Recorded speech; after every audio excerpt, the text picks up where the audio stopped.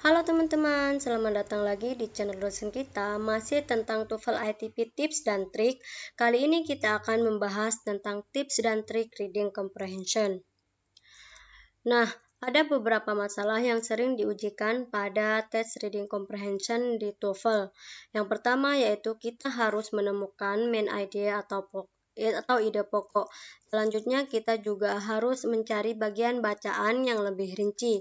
Selanjutnya kita harus bisa membuat inferensi atau penyimpulan dari suatu bacaan. Dan yang terakhir kita kadang akan ditanyakan arti kata tertentu pada bacaan. Nah, adapun kunci umum ketika mengerjakan tes reading comprehension, kunci yang pertama yaitu jangan terlalu lama membaca teks bacaan. Alokasikan 1 atau 2 menit untuk membaca main idea pada masing-masing paragraf dari suatu bacaan. Jadi, karena reading comprehension ini teksnya banyak, ada 5 teks, maka kita itu harus benar-benar mengalokasikan waktu.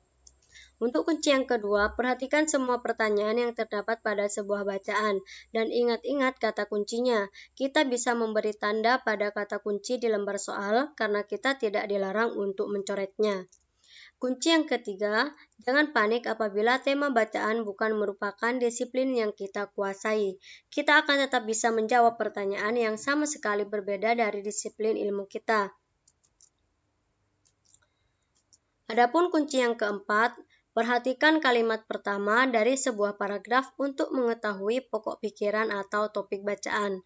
Nah, ini biasanya permasalahan yang sering ada di tes reading comprehension, yaitu tentang mencari topik bacaan. Nah, topik bacaan itu biasanya terletak pada awal paragraf. Contohnya di sini ada pertanyaan, what is the main idea of the passage? Jadi kita tidak perlu, jika ada pertanyaan seperti ini, kita tidak perlu membaca keseluruhan paragraf. Kita hanya perlu membaca yang di awal saja. The railroad was not the first institution to impose regularity on the society or to draw attention to the importance of precise timekeeping. Jadi jawaban yang benar adalah C, karena ini ada accepted way of measuring time, dan di sini ada precise timekeeping. Untuk kunci yang kelima, pahamilah konteks yang terdapat pada bacaan untuk mengetahui arti kata tertentu. Dengan memahami konteks sebuah kalimat, kita akan bisa memperkirakan arti sebuah kata. Nah, di sini pertanyaan kedua dari teks yang sama seperti tadi. In line 7, the phrase this tradition refers to. Jadi ini kita diminta untuk mencari arti kata tertentu, namun artinya itu tidak ditranslate ke bahasa Indonesia, namun kita harus mencari konteksnya. Nah, pada line 7, ini kan line 5, 6, 7. Nah, di sini kita ditanyakan tentang apa sih konteks dari this tradition itu, maksud this tradition itu apa. Nah, biasanya jika ini kan ada this tradition, nah biasanya ini kata ini akan dibahas sebelumnya.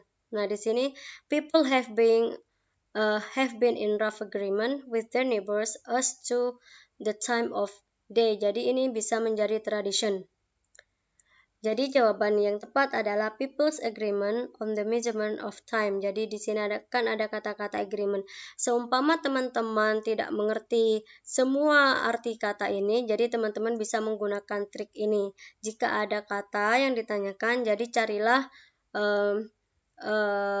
penjelasan dari sebelum kata itu, kalimat dari sebelum kata itu. Nah, di sini kan kata kuncinya agreement. Di sini juga ada kata agreement. Kunci yang keenam yaitu kumpulkan fakta dan data dalam bacaan untuk melakukan inferensi atau penyimpulan. Nah, contoh di sini ini teks yang lain. Seumpama ada pertanyaan according to the last paragraph, ini merupakan paragraf terakhir dari sebuah bacaan, jadi saya cut di sini. Which of the following determined what percentage of the construction cost each member of the consortium would pay? Nah, the last paragraph. Nah, ini kita membacanya cepat-cepat aja, tidak perlu walaupun kita tidak mengetahui arti semuanya, kita bisa bisa mencari kata kuncinya. Jadi teman-teman kuncinya harus membaca pilihan jawaban terlebih dahulu. Nah, di sini kan ada percentage, what percentage of the construction cost. Karena ini ada kata-kata cost dan ini ada kata-kata fund. Jadi jawaban yang paling tepat adalah yang A. How much oil field land each company owned. Fund according to the size of its holding. Jadi tergantung pada size atau ukuran fieldnya.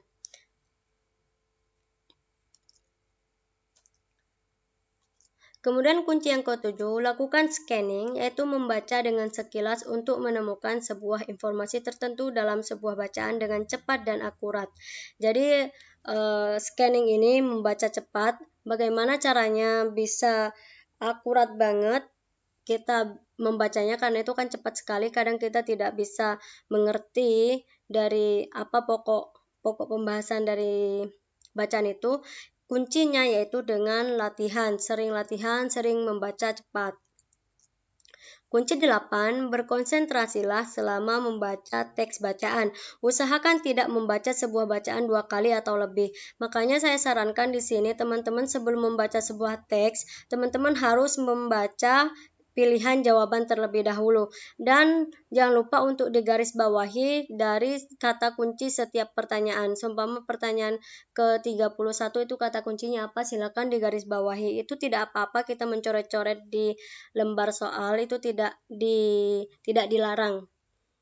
Jadi ketika sudah menemukan kata kunci dari setiap soal, ketika kita membaca kita sudah mempunyai bayangan tentang jawaban yang akan kita pilih.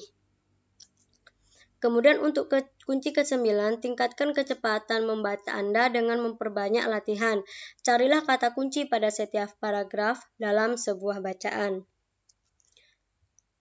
Nah, sebenarnya tes yang paling sulit di TOEFL itu menurut saya adalah reading, karena itu bentuknya panjang, adalah bacaan panjang, dan itu kadang kita tema dari bacaan itu tidak sama dengan jurusan atau keilmuan yang kita punya. Namun dengan banyak berlatih itu kita walaupun tidak mengerti arti keseluruhan dari bacaan itu, kita bisa menjawab pertanyaan dengan trik-trik yang sudah saya berikan tadi itu.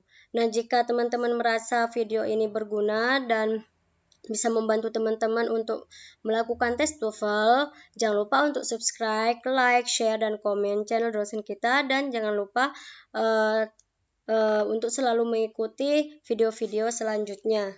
Terima kasih, selamat belajar.